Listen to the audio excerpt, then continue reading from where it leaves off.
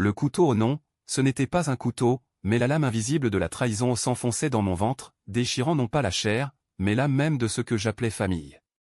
J'entendais encore le ricanement de Valérie, ma sœur aînée, ce sourire carnassier qui illuminait son visage parfait tandis qu'elle signait l'ordre d'expulsion, transformant notre héritage commun en son empire personnel. Et puis, le saut dans la Seine, les eaux froides de Paris avalant mon cri muet, et l'obscurité bienvenue. Jusqu'à ce que je me réveille, haletante, dans le lit étroit de mon ancien appartement du Marais, 10 ans plus tôt, le jour même où grand-mère Élise avait murmuré son secret à mon oreille, juste avant que la maladie ne l'emporte. Je clignais des yeux, le cœur cognant comme un tambour de guerre dans ma poitrine. Les murs jaunis par le temps, l'odeur de croissants frais montant de la boulangerie en bas de la rue où tout était là, intact, comme un tableau de monnaie figé dans l'instant. Mais moi? J'étais revenu. Pas un fantôme, non, une revenante, une âme piégée dans le corps de la Miranda d'alors, celle qui avait 28 ans, pleine d'illusions et d'amour filial. Valérie n'avait pas encore planté sa griffe dans notre immeuble familial du quartier des Halles, nos parents n'avaient pas encore vendu leur âme au diable du profit, et grand-mère Élise respirait encore, faiblement, dans sa chambre d'hôpital au cœur de Paris. La rage, cette vieille compagne noyée dans la Seine, remonta comme une marée. Cette fois, je ne me laisserai pas noyer. Cette fois, je noierai les traîtres. Paris, cette ville des amours éternels et des haines viscérales, m'avait craché une seconde chance. Était-ce un don des dieux olympiens ou une malédiction des enfers? Peu importait. J'avais vu l'avenir ou plutôt, je l'avais vécu, jusqu'à la lie amère. Valérie, l'avocate impitoyable aux ongles manucurés, avait attendu la mort d'Élise pour tisser sa toile. Elle avait convaincu nos parents, ces ombres pathétiques de bourgeois déchus, que l'immeuble des Halles, ce bastion de briques rouges abritant une vingtaine d'appartements modestes, legs de notre grand-père ouvrier devait être modernisé. Moderniser signifiait loyer triplé, locataires expulsés comme des déchets, et conversion en loft de luxe pour bobos fortunés. Moi? La gestionnaire dévouée, celle qui réparait les fuites et écoutait les plaintes des vieux immigrés espagnols au rez-de-chaussée. J'étais devenue une squatteuse dans mon propre foyer, payant 2350 € par mois pour un 2 pièces qui puait l'humidité. Je me redressai d'un bond, les draps collés à ma peau moite de sueur froide. Le miroir de la salle de bain me renvoya l'image d'une femme que je connaissais trop bien, cheveux châtains en bataille, yeux verts hérités d'Élise, et cette cicatrice invisible déjà gravée dans l'âme. 10 ans. J'avais 10 ans de plus pour tout changer. Le téléphone sonna à un vieux Nokia, relique des années 2010 et la voix chevrotante de ma grand-mère crépita, « Miranda, ma chérie, viens vite. J'ai quelque chose pour toi. » C'était le signal. Dans ma vie précédente, j'avais ignoré cet appel, trop occupé à gérer les plaintes des locataires pendant que Valérie ourdissait ses plans chez un notaire du 16e arrondissement. Cette fois, je sautai dans un taxi, le cœur serré comme un poing. L'hôpital Saint-Louis, avec ses couloirs aseptisés et son odeur de désinfectant qui masque à peine la pourriture de la mort, m'accueillit comme un vieil amant cruel. Élise gisait là, frêle silhouette sous les néons blafards, ses cheveux blancs étalés sur l'oreiller comme une couronne fanée. « Ma petite » murmura-t-elle en me voyant, ses yeux bleus, vifs malgré la morphine, s'illuminant d'un éclat conspirateur. « Tu sais, cet immeuble. Ce n'est pas pour eux. Pas pour ta sœur, cette vipère en talons aiguilles, ni pour tes parents qui vendent leur intégrité pour un chèque. » Elle glissa une enveloppe jaunie dans ma main, ses doigts tremblants effleurant les miens. « Stonebridge SARL. C'est à toi. Depuis 3 ans. Mais chut. Attends mon départ. Valérie fouillera partout. » Je serrai l'enveloppe contre ma poitrine, sentant le poids des actes notariés à travers le papier. Dans l'avenir que j'avais fui, Élise avait tout prévu, un trust secret, une société écran pour protéger l'immeuble des griffes familiales. Elle haïssait l'avidité de Valérie, cette fille prodigue qui avait plaidé pour des multinationales pollueuses tout en minaudant à table familiale. « Utilise le bien, ma colombe » souffla Élise. « Pour les gens, pas pour l'argent. Paris nous a donné la vie, rends-la à ceux qui la perdent. » Elle ferma les yeux, et je sus que c'était la fin. Mais cette fois, je ne pleurais pas en silence.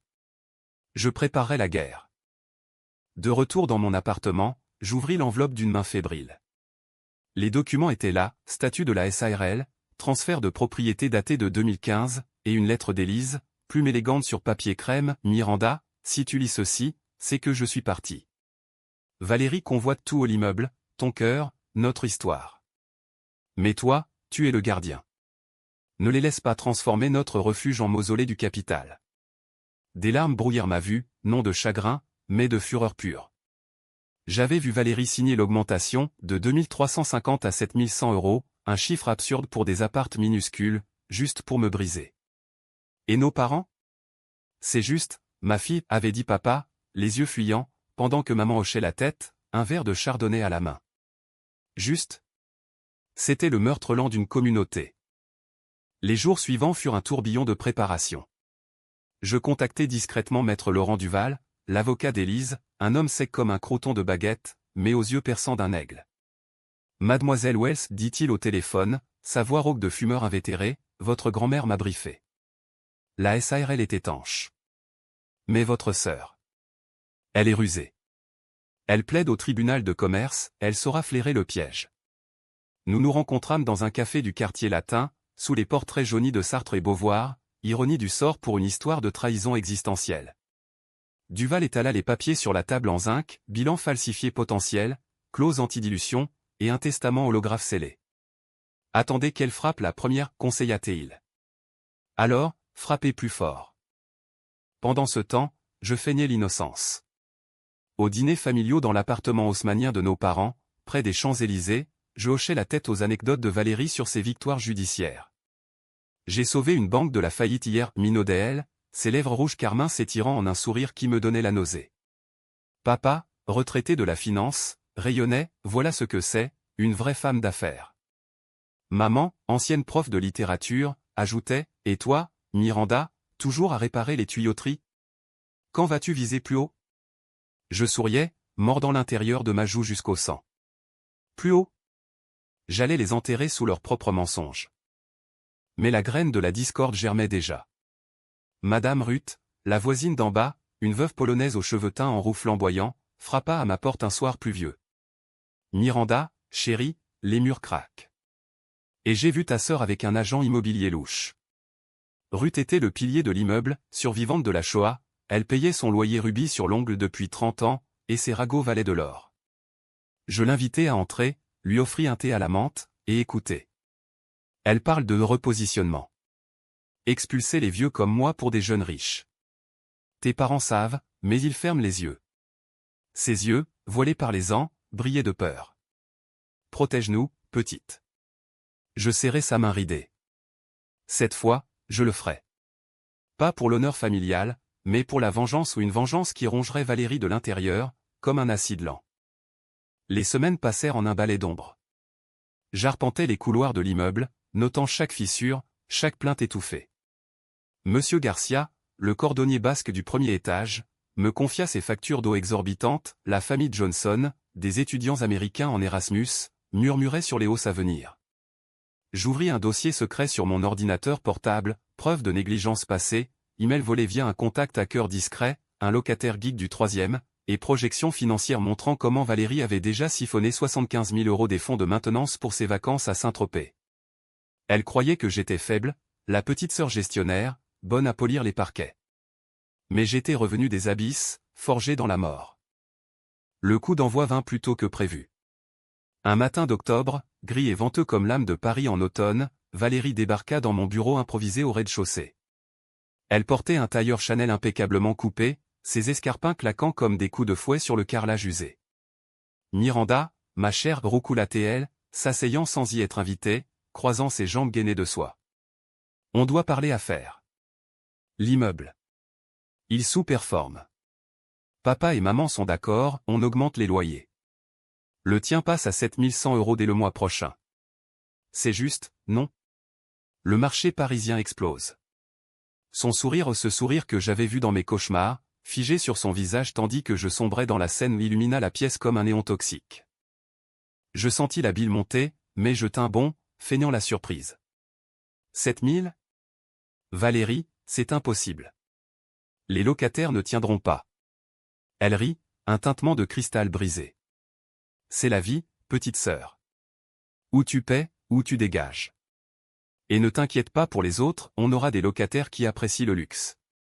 Elle se leva, laissant sur la table une lettre officielle, tamponnée du cabinet Duval au nom, pas le mien, le sien. Duval? Elle avait déjà son propre avocat?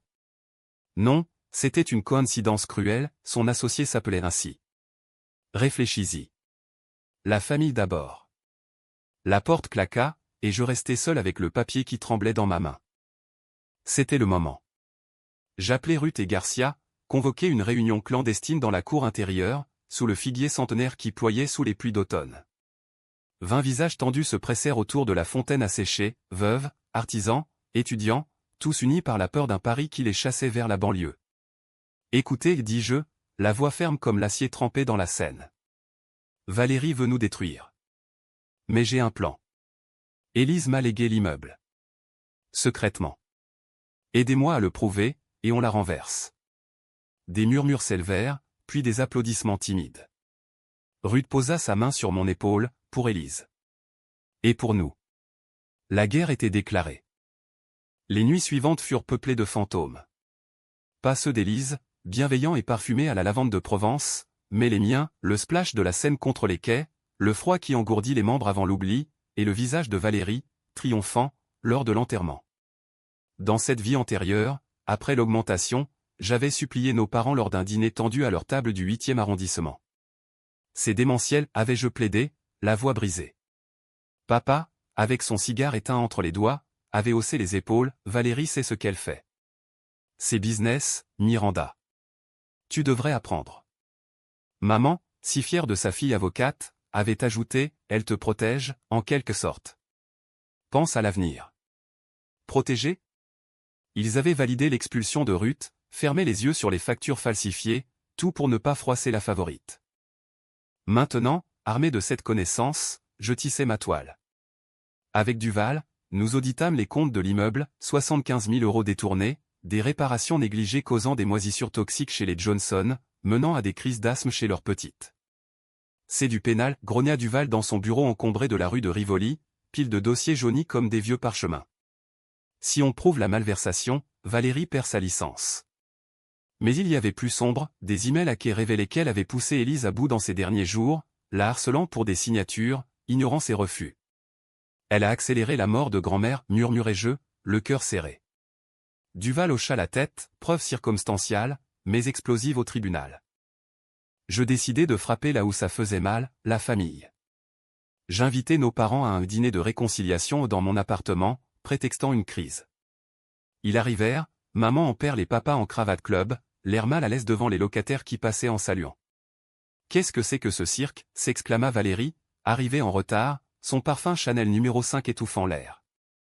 Je servis le coq au vin, un plat d'Élise, et attendis le dessert pour lâcher la bombe. « J'ai les documents, dis-je calmement, glissant l'enveloppe sur la table. L'immeuble est à moi. Depuis 2015. Élise l'a donné à la SARL Stonebridge, pour moi seul. » Le silence tomba comme une guillotine. Valérie blêmit, ses ongles s'enfonçant dans la nappe. Mensonge. Maman, papa, elle fabrique ça pour nous faire chanter. Papa chaussa ses lunettes, parcourut les papiers, son visage se décomposant. C'est légal. Élise nous l'a caché. Maman porta une main à sa poitrine, pourquoi ? Nous sommes la famille. Je ris, un rire amer qui résonna dans la pièce. La famille ? Celle qui laisse une sœur crever de faim ? Qui expulse des innocents pour des lofts ? Élise savait que Valérie vous manipulerait. Valérie se leva d'un bond, espèce de raté. Tu gères des clochards pendant que je construis un empire. 7100 €, c'est le prix de ta médiocrité. La dispute éclata, mots comme des poignards. Papa défendit mollement Valérie, c'est pour le bien de tous. Mais je sortis l'artillerie, impression d'email, bilan falsifié. Tu as volé 75 000 €, Valérie. Pour tes croisières en Méditerranée. Ses yeux s'écarquillèrent, puis se rétrécirent en fente de serpent. Tu bluffes. Demain, je porte plainte pour faux. Elle partit en trombe, claquant la porte. Nos parents restèrent, abasourdis. Est-ce vrai ? Murmura maman. Je hochai la tête, demandai à Duval.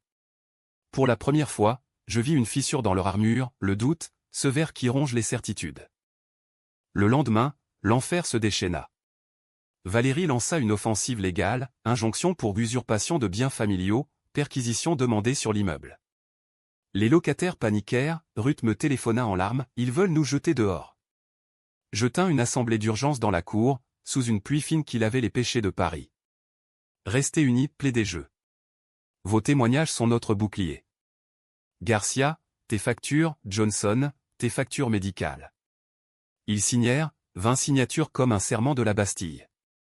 Duval prépara la contre-attaque, une demande de dommages pour malversation, citant le Code civil et la loi Allure sur les loyers abusifs. Mais Valérie n'était pas seule. Elle rallia nos parents à sa cause, les inondants d'appels larmoyants, Miranda me vole notre héritage. Lors d'une confrontation familiale au Café de Flore, théâtre d'intellectuels maudits, elle joua la victime parfaite. Je fais ça pour nous tous, sanglota T.L., daubant son mascara. Papa, faible comme un feu follet, hocha la tête, peut-être qu'on peut négocier, Miranda. Partager? Maman ajouta, Valérie a toujours été la forte. La rage bouillonna en moi, la même qui m'avait poussé au suicide. Partager? Avec une voleuse, explosai-je. Elle a tué Élise à petit feu. Valérie riposta, calomnie. Tu es jalouse, petite sœur. Toujours à ramasser les miettes. Je quittai le café, le cœur en feu, mais l'esprit clair. C'était le moment des décisions controversées. Duval m'avertit, pour gagner, il faut salir. Déposez une plainte pour harcèlement moral contre elle, et contre vos parents pour complicité. Complicité? Accuser ma propre chair? C'était le tabou, le péché cardinal d'une famille française, où le sang prime sur la justice. Mais j'avais vu leur indifférence lors de mon saut dans la Seine, j'avais entendu leurs excuses bidons à mon enterrement fantôme. Faites-le, ordonnai-je. Les papiers partirent, une bombe à retardement. Les semaines suivantes furent un cauchemar judiciaire. Le tribunal de grande instance de Paris, avec ses colonnes néoclassiques et son odeur de cire et de vieux secrets, devint mon arène. Valérie, flanquée de son cabinet huppé, contesta le transfert, Élise était inapte. Démence sénile. Elle produisit des faux certificats médicaux, achetés à un toubib véreux des beaux quartiers. Mes preuves? Une vidéo cachée d'Élise, lucide, affirmant « Je donne tout à Miranda, pour le peuple de l'immeuble ». Ruth témoigna, voix chevrotante, Valérie l'a harcelée jusqu'au bout. Les locataires défilèrent, Garcia avec ses outils usés, les Johnson avec des radios pulmonaires. Le juge, un homme austère aux lunettes rondes, fronça les sourcils devant les 75 000 € détournés. Mais le twist vint de l'intérieur, papa craqua. Sous la pression, il avoua en privé, Valérie nous a forcés à signer des procurations bidons. Maman, effondrée, joignit sa voix, on avait peur d'elle.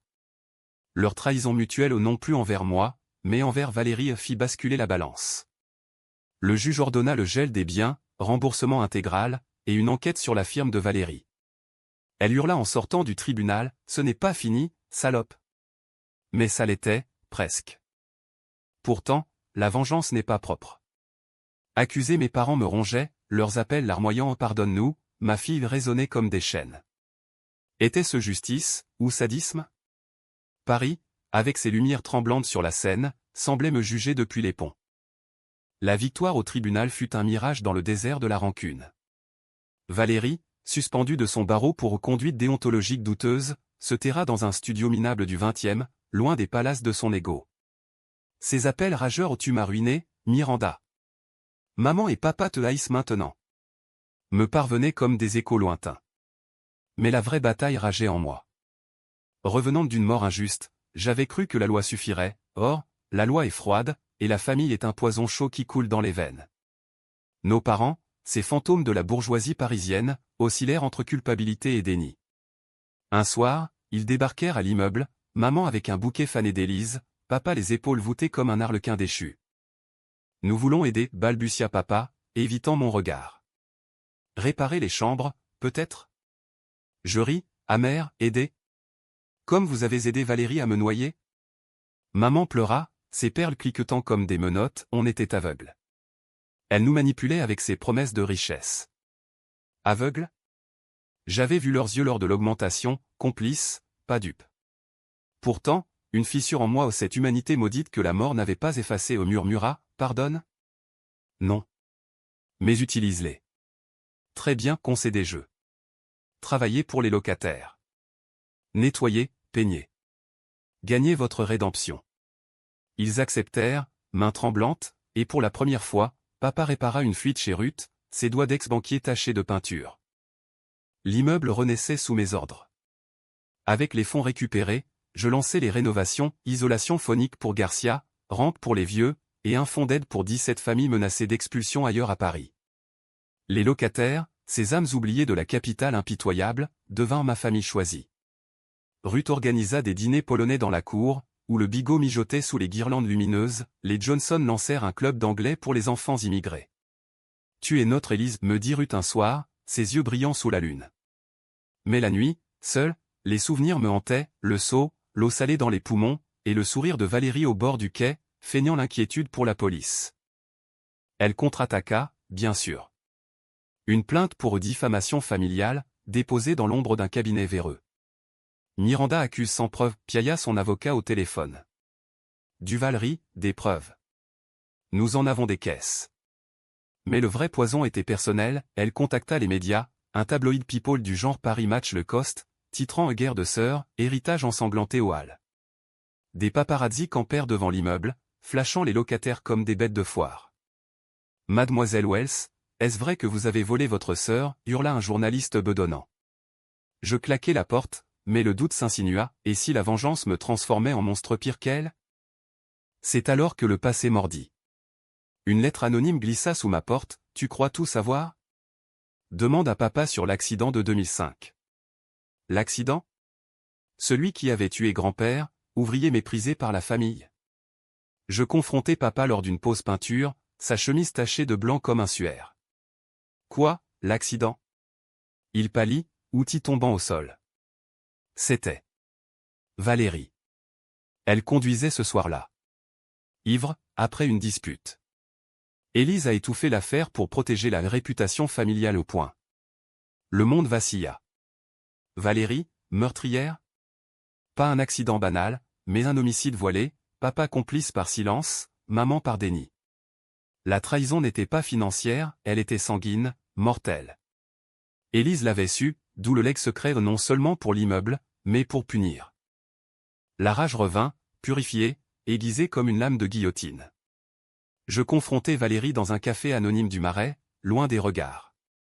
Elle arriva, défaite mais encore altière, tailleur froissé.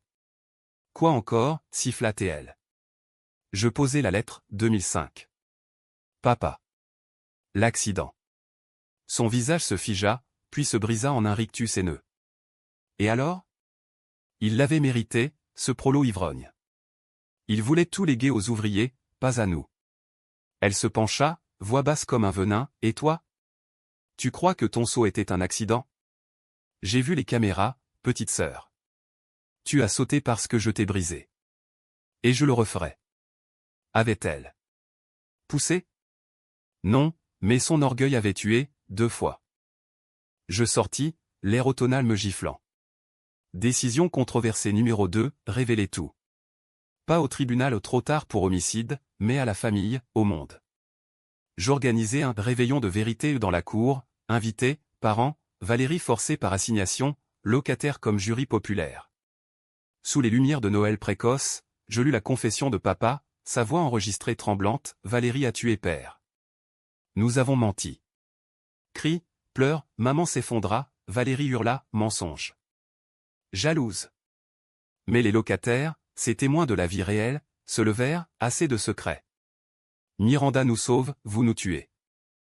Valérie s'enfuit dans la nuit, mais pas avant un dernier regard, purène, miroir de la mienne. Était-ce la fin? Non. La presse locale, alertée par un leak discret, titra « Drame familial, homicide couvert aux Halles ». Valérie fut interrogée par la police, son cabinet la lâcha. Nos parents, brisés, partirent en retraite forcée en Normandie, lettres hebdomadaires de regrets que je lisais sans répondre. Pourtant, la tension montait. Valérie, acculée, ourdit un dernier coup, incendie. Une nuit de janvier, hiver et glacial, des flammes léchèrent le rez-de-chaussée. Alarme hurlante, locataire en pyjama fuyant dans la neige. Je sortis la dernière, portant Ruth dans mes bras. Les pompiers trouvèrent des traces d'accélérant et des empreintes de ses escarpins. C'est elle, murmurai-je à Duval au commissariat. La police, cette machine lente de la République, enquêta, caméra de rue, témoignage. Valérie nia, mais les cendres la consumaient. L'incendie marqua le zénith de la tourmente, un bûcher purificateur au cœur de Paris. L'immeuble, noirci mais debout, devint symbole, ruine d'un passé toxique, fondation d'un avenir arraché aux flammes. Les assurances payèrent l'ironie, fonds détournés par Valérie jadis, et les rénovations reprirent avec fureur. Je dirigeais les travaux comme une générale, architecte et artisan sous mes ordres, transformant les apparts en havre moderne, cuisine éco, jardin suspendu, loyer plafonné à 1800 € max pour Élise, disais-je à chaque inauguration. Les locataires, traumatisés mais résilients, repeuplèrent les lieux, Garcia rouvrit son atelier, les Johnson adoptèrent un chaton trouvé dans les décombres. Mais la vengeance, cette amante jalouse, réclamait son dû. Valérie fut arrêtée pour tentative d'incendie criminel, menottes cliquetant comme un requiem pour son arrogance. Au palais de justice, lors de l'audience préliminaire, elle me fusilla du regard depuis le box des accusés, « Tu as gagné, hein ?» La petite mortelle contre l'avocate. Sa voix, brisée mais venimeuse, résonna dans la salle aux lambris sombres. Je témoignai, voix ferme, elle a tué notre grand-père, volé nos locataires, tenté de nous brûler vifs. Pour l'argent, pour le pouvoir. Le procureur, un jeune loup aux dents acérées, présenta les preuves, ADN sur la bouteille d'essence, historique GPS de sa voiture près des lieux. Nos parents, cités comme témoins, baissèrent la tête, nous savions. Et nous avons tu. Maman s'évanouit, papa, vieilli de 10 ans, murmura, pardon, Miranda.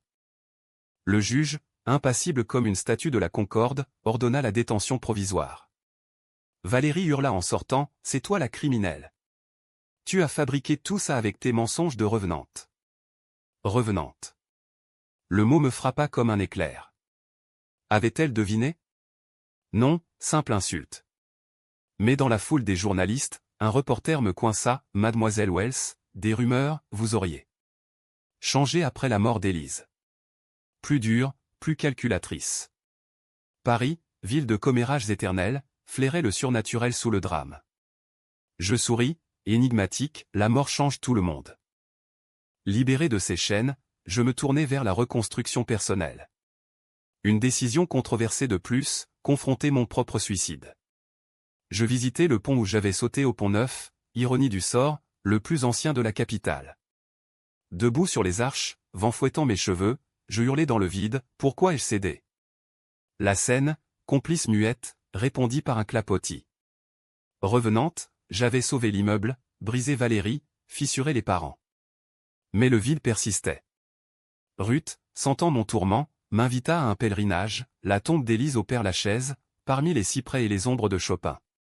Elle t'a ramené, murmura la vieille femme, posant une rose blanche. Pour venger, oui, mais pour vivre. Vivre. Le mot était un défi. Je commençai par des thérapies discrètes, un psy du 5e arrondissement aux méthodes freudiennes, qui creusa votre mort antérieure. Un trauma refoulé. Je ris, appelez ça comme vous voulez. Mais il déterra des couches, la jalousie enfantine envers Valérie, la favorite, l'abandon paternel après l'accident, la culpabilité d'avoir survécu à Élise. La vengeance est un pansement, dit-il. Guérissez la plaie. Je sortis des séances plus légères, mais la tension persistait, appels anonymes de Valérie depuis sa cellule, je sortirai, et je te hanterai. Le procès arriva comme une tempête d'été. Palais de justice bondé, flash crépitant comme des orages. Valérie, en tailleur gris prisonnier, plaida la folie, stress familial, manipulation de ma sœur. Son avocat, un raté du barreau, produisit des faux témoignages de stress post-traumatique. Mais Duval contre-attaqua, vidéo, expertise psychiatrique bidon démontée, et le clou, un enregistrement de Valérie, ivre lors d'une soirée, se vantant, papa? Un accident évité. Et Miranda? Elle paiera pour fouiner. La salle gronda, le jury, ces Parisiens l'assemaient juste, rendit son verdict, 20 ans pour incendie et recel d'homicide involontaire.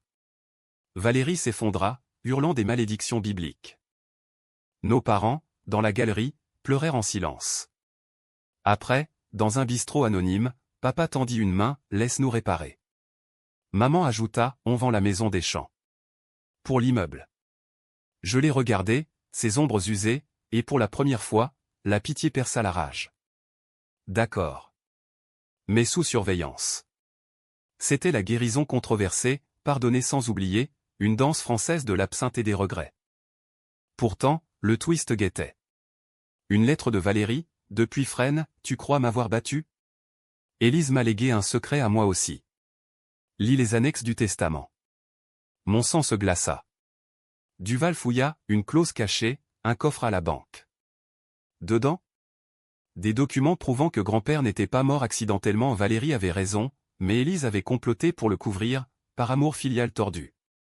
Pire, une lettre d'Élise, Miranda, si tu lis ceci, sache que la famille est maudite. Valérie n'est que le symptôme. Toi, brise le cycle. Ou joint Y. Étais-je la vengeresse, ou la suivante? Le coffre de la banque, niché dans les caves voûtées d'une succursale de la rue Saint-Honoré, cracha ses secrets comme un djinn maléfique.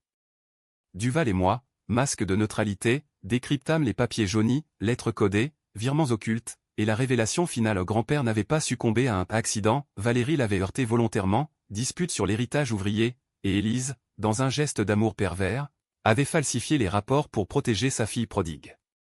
Élise savait, murmura Duval, cigarette aux lèvres. Et elle vous a choisi pour corriger. Moi? La revenante, piégée dans un cycle de mensonges familiaux plus ancien que la Révolution. Paris, en ce printemps 2026, fleurissait en rose et vert, mais mon âme restait hivernale. L'immeuble des Halles bourdonnait de vie, jardin communautaire, atelier d'art pour les enfants de Garcia, soirée poésie pour les Johnson. J'avais étendu le modèle à une fondation Stonebridge, et dans 10 autres bâtiments menacés par la gentrification. Vous êtes la gardienne de Paris, titra Le Monde dans un article flatteur. Mais la nuit, le doute rongeait, en brisant Valérie, avais-je perpétué la malédiction?